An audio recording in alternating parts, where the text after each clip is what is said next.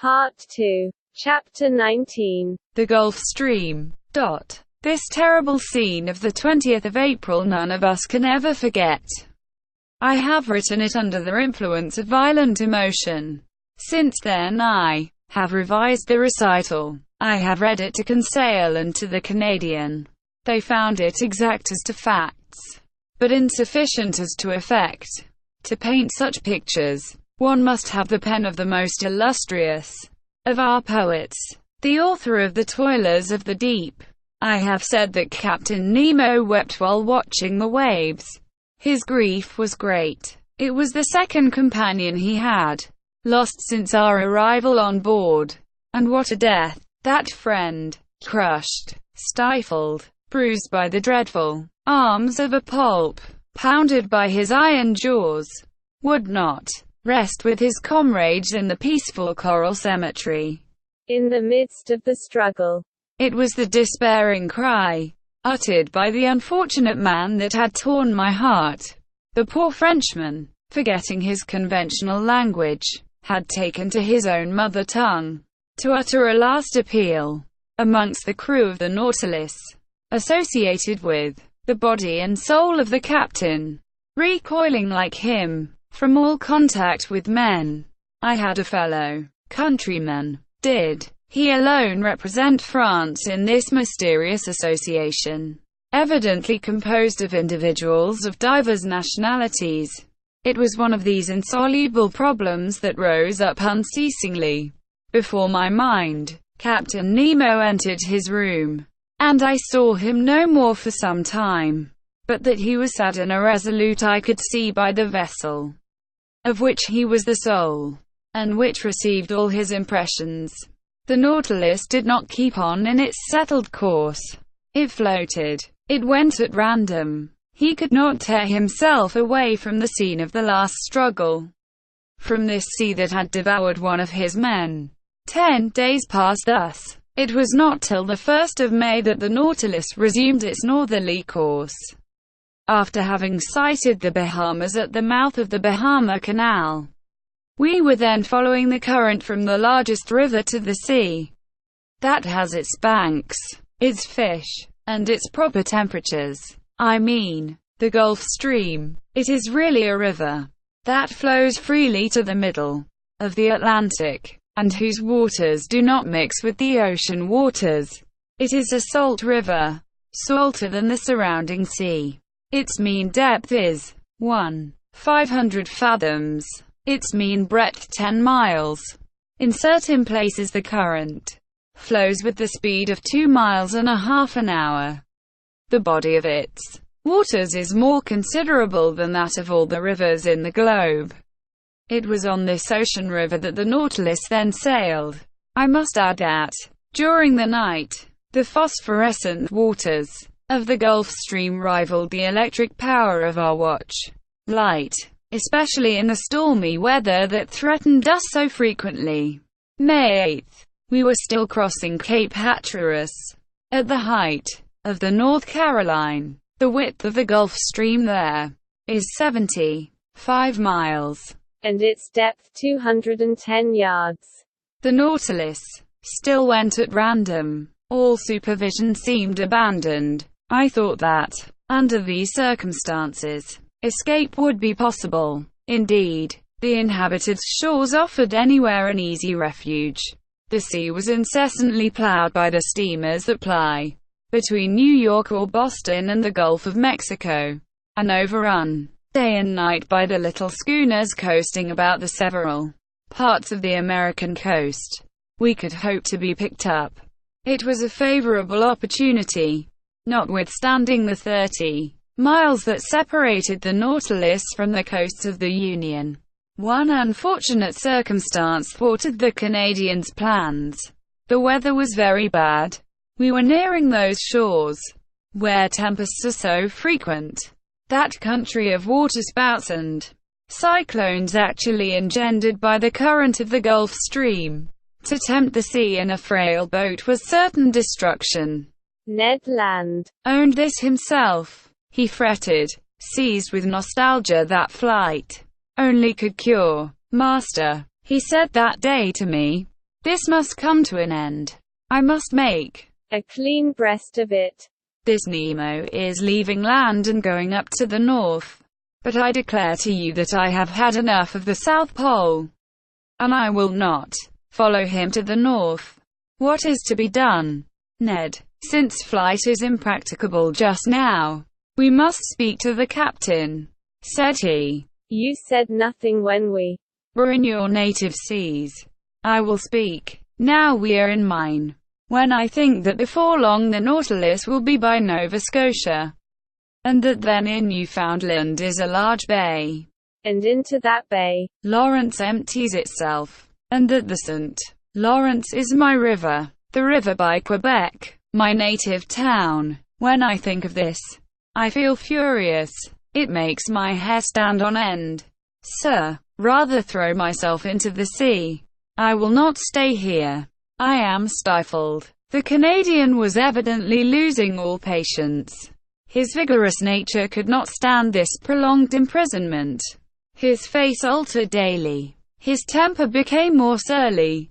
I knew what he must suffer, for I was seized with home sickness myself. Nearly 7 months had passed without our having had any news from land. Captain Nemo's isolation, his altered spirits, especially since the fight with the pulps, his taciturnity, all made me view things in a different light. Well, sir, said Ned, seeing I did not reply. Well, Ned, do you wish me to ask Captain Nemo his intentions concerning us? Yes, sir, although he has already made them known. Yes, I wish it settled finally. Speak for me, in my name only, but I so seldom meet him. He avoids me. That is all the more reason for you to go to see him. I went to my room. From thence I meant to go to Captain Nemo's. It would not do to let this opportunity of meeting him slip. I knocked at the door. No answer. I knocked again, then turned the handle. The door opened. I went in. The captain was there, bending over his work table. He had not heard me. Resolved not to go without having spoken, I approached him. He raised his head quickly, frowned, and said roughly, "You here? What do you want?" "To speak to you, Captain, but I am busy." "Sir, I am working. I leave you at liberty to shut yourself up. Cannot I be allowed the same?" This reception was not encouraging, but I was determined to hear and answer everything. "Sir," I said coldly, "I have to speak to you on a matter that admits of no delay." "What is that, sir?" he replied, ironically. "Have you discovered something that has escaped me, or has the sea delivered up any new secrets?" We were at cross purposes, but before I could reply, he showed me an open manuscript on his table, and said, in a more serious tone, "Here, Aronnax, is a manuscript written in several languages. It contains the sum of my studies of the sea, and, if it please God, it shall not perish with me. This manuscript, signed with my name, complete with the history of my life, will be shut up in a little floating case. The last survivor of all of us on board the Nautilus will throw this case into the sea, and it will go whither it is borne, by the waves. This man's name, his history written by himself, his mystery would then be revealed some day." "Captain," I said, "I can but approve of the idea that makes you act thus. The result of your studies must not be lost, but the means you employ seem to me to be primitive. Who knows where the winds will carry this case, and in whose hands it will fall?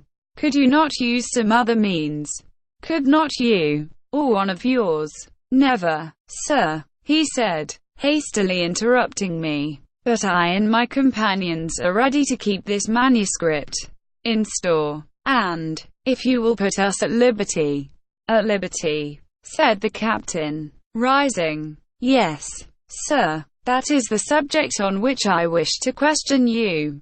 For 7 months we have been here on board, and I ask you to stay, in the name of my companions and in my own. If your intention is to keep us here always, Aronnax, I will answer you to stay as I did 7 months ago. Whoever enters the Nautilus must never quit it. You impose actual slavery upon us. Give it what name you please. But everywhere the slave has the right to regain his liberty. Who denies you this right? Have I ever tried to chain you with an oath? He looked at me with his arms crossed. Sir, I said, to return a second time to this subject will be neither to your nor to my taste. But, as we have entered upon it, let us go through with it. I repeat, it is not only myself whom it concerns. Study is to me a relief, a diversion, a passion that could make me forget everything. Like you, I am willing to live obscure, in the frail hope of bequeathing one day to future time the result of my labors. But it is otherwise with Ned Land. Every man worthy of the name deserves some consideration. Have you thought that love of liberty, hatred of slavery, can give rise to schemes of revenge in a nature like the Canadians? That he could think, attempt, and try. I was silenced. Captain Nemo rose. Whatever Ned Land thinks of, attempts, or tries, what does it matter to me? I did not seek him. It is not for my pleasure that I keep him on board. As for you, Aronnax, you are one of those who can understand everything. Even silence. I have nothing more to say to you. Let this first time you have come to treat of this subject be the last. For a second time I will not listen to you. I retired. Our situation was critical. I related my conversation to my two companions. We know now, said Ned, that we can expect nothing from this man. The Nautilus is nearing Long Island. We will escape, whatever the weather may be. But the sky became more and more threatening. Symptoms of a hurricane became manifest. The atmosphere was becoming white and misty. On the horizon fine streaks of cirrus clouds were succeeded by masses of cumuli. Other low clouds passed swiftly by. The swollen sea rose in huge billows. The birds disappeared, with the exception of the petrels, those friends of the storm. The barometer fell sensibly, and indicated an extreme extension of the vapors. The mixture of the storm glass was decomposed under the influence of the electricity that pervaded the atmosphere. The tempest burst on the 18th of May, just as the Nautilus was floating off Long Island, some miles from the port of New York. I can describe this strife of the elements. For, instead of fleeing to the depths of the sea, Captain Nemo, by an unaccountable caprice, would brave it at the surface. The wind blew from the south-west at first. Captain Nemo, during the squalls, had taken his place on the platform. He had made himself fast, to prevent being washed overboard by the monstrous waves. I had hoisted myself up, and made myself fast also, dividing my admiration between the tempest and this extraordinary man who was coping with it. The raging sea was swept by huge cloud drifts, which were actually saturated with the waves. The Nautilus, sometimes lying on its side, sometimes standing up, like a mast, rolled and pitched terribly. About 5 o'clock, a torrent of rain fell that lulled neither sea nor wind. The hurricane blew nearly 40 leagues an hour. It is under these conditions that it overturns houses, breaks iron gates, displaces 24-pounders. However, the Nautilus, in the midst of the tempest, confirmed the words of a clever engineer. There is no well-constructed hull that cannot defy the sea. This was not a resisting rock. It was a steel spindle, obedient and movable, without rigging or masts. that braved its fury with impunity. However, I watched these raging waves attentively. They measured 15 feet in height and 150 to 175 yards long, and their speed of propagation was 30 feet per second. Their bulk and power increased with the depth of the water. Such waves as these, at the Hebrides, have displaced a mass weighing 400 pounds. They are they which, in the tempest of December 23, 1864, after destroying the town of Yedo, in Japan, broke the same day on the shores of America. The intensity of the tempest increased with the night. The barometer, as in 1860, at Reunion during a cyclone, fell 7/10 at the close of day. I saw a large vessel pass their horizons struggling painfully. She was trying to lie to under half steam, to keep up above the waves. It was probably one of the steamers of the line from New York to Liverpool, or Havre. It soon disappeared in the gloom. At 10 o'clock in the evening the sky was on fire. The atmosphere was streaked with vivid lightning. I could not bear the brightness of it, while the captain, looking at it, seemed to envy the spirit of the tempest. A terrible noise filled the air, a complex noise, made up of the howls of the crushed waves, the roaring of the wind, and the claps of thunder. The wind veered suddenly to all points of the horizon, and the cyclone, rising in the east, returned after passing by the north, west, and south, in the inverse course pursued by the circular storm of the southern hemisphere. Ah, that Gulf Stream! It deserves its name of the king of tempests. It is that which causes those formidable cyclones, by their difference of temperature between its air and its currents. A shower of fire had succeeded the rain. The drops of water were changed to sharp spikes. One would have thought that Captain Nemo was courting a death worthy of himself, a death by lightning, as the Nautilus, pitching dreadfully, raised its steel spur in the air. It seemed to act as a conductor, and I saw long sparks burst from it. Crushed and without strength, I crawled to the panel, opened it, and descended to the saloon. The storm was then at its height. It was impossible to stand upright in the interior of the Nautilus.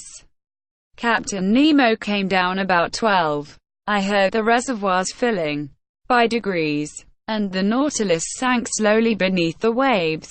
Through the open windows in the saloon I saw large fish, terrified, passing like phantoms in the water.